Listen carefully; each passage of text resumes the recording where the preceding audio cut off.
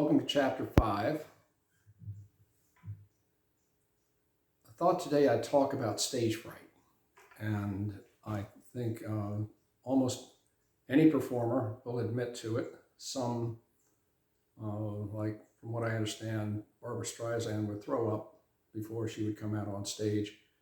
But the whole idea, in the end, is to try to find a zone where you're not necessarily completely at ease. Hopefully you can get to that point, take some time, take some practice, but where you can be as prepared as you can be and know that you're doing the best you can. People, especially in the music community, are very forgiving, and they will respect you for giving it your best shot. So one thing in talking about this is you're talking about feelings. And I know as a psychotherapist, I had a man in my practice who said every time he approached his 14-year-old son to say, we've got to talk about something, he'd say, oh, Dad, we're not talking about feelings. We're not going to do that. You got to do it. And look up at it, look at it square in the eye, admit it. I think I talked about earlier where showing up is the most important thing. Talking about not wanting to go and making all kinds of reasons why you don't have to go, and you don't have to go, except that there's something in you that wants recognition, wants to be out there, wants to join with like-minded people and be with them and offer the best that you can. So do that, and understand that you will make mistakes, and believe me, I get it. When I was part of a bowling team, and I remember that I used to bowl for fun, and then when I became part of a team, it was a completely different experience. Eventually it became fun because I practiced and my teammates were very supportive, but it's a totally different thing when the team depends on you. Well, in this case, you're depending on yourself, and that can be very daunting.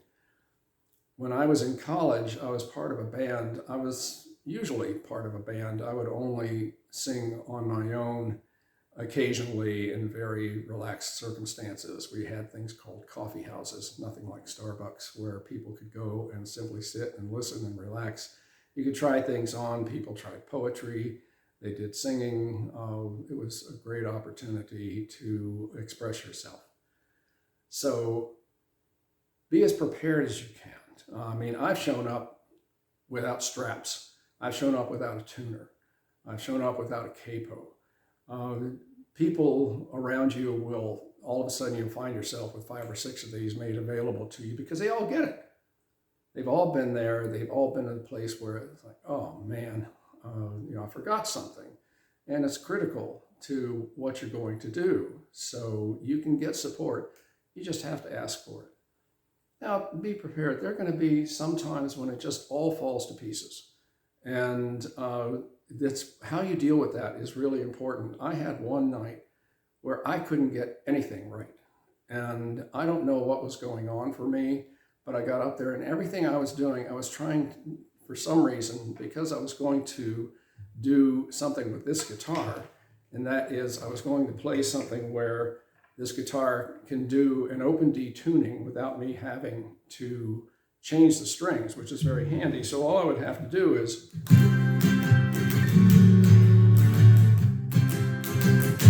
and I was doing a version of Won't Get Fooled Again that Richie Havens made famous.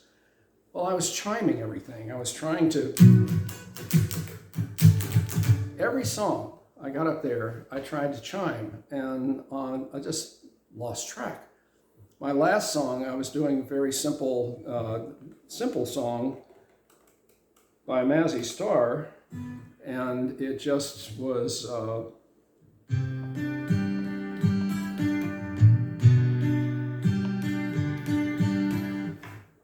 I couldn't make one hand work with another.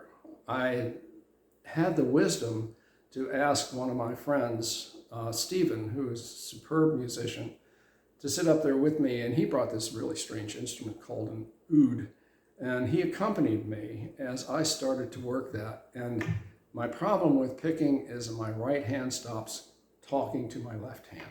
Strumming is much easier for me. But the thing that I appreciated was as I was doing this, I could hear Stephen saying, stay with it, stay with it.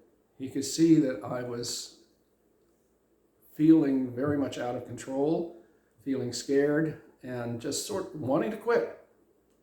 I really just sort of wanted to walk off the stage. He just said, stay with it. And I actually started to pull something together in terms of a different way of doing it. And then finally, thank God, the song was over. So there will be moments like that. That's okay. Don't lose respect for yourself because you make mistakes. They're all part of growing and knowing better. And hopefully what they'll do is send you back to try it all over again and work away at it so that you feel more comfortable. Yes, getting into a zone is really helpful because at that point you stop paying attention to what anybody else is doing, what anybody else is thinking, what anybody else might be saying, and you're doing it. And essentially, this is, if you're honest with yourself, this is what you came for. That you wanted to show yourself at your best and express yourself. So recognition is wonderful when it happens. I've had some great moments where people have told me that they appreciated what I was doing, and I appreciate that. That can be hard to come by because in most settings, especially in open mics, people aren't paying any particular attention. It's rare that I've done a solo gig, but then again, gigs usually are places, set in places where there's some kind of occasion going on. You're the background. And if you want more than that, you have to pursue more than that. And that is its own work. And hopefully what you might do is find someone else to go with you on that journey. But if you can't, collect some songs that feel good to you. As you feel better about what you're doing, pick songs that you feel comfortable with and let the more difficult ones come in their own time. And you'll be more prepared. Your hands will be more flexible. You'll feel more confident when you get up there, and you'll have the support of other people in the room. Sometimes there are people who are competitive and they'll tell you what you're doing wrong. Rarely happens, but if they're telling you you're doing it wrong, that's unfortunate because the best advice, as far as I'm concerned, is, you might try this instead because, and be positive because what you're doing is basically really good, but this might bring it out a little better. And their intention is for you to do better and feel better. And hopefully that's what it is. Otherwise, if they're just criticizing, then they're talking more about themselves than they are about you. Find the people who are supportive, ask questions of them, and eventually you'll be able to be supportive of them. So that's the basic information that I have with regard to stage fright. I'm sure I've left some things out, but recognize that without anxiety, you don't try harder.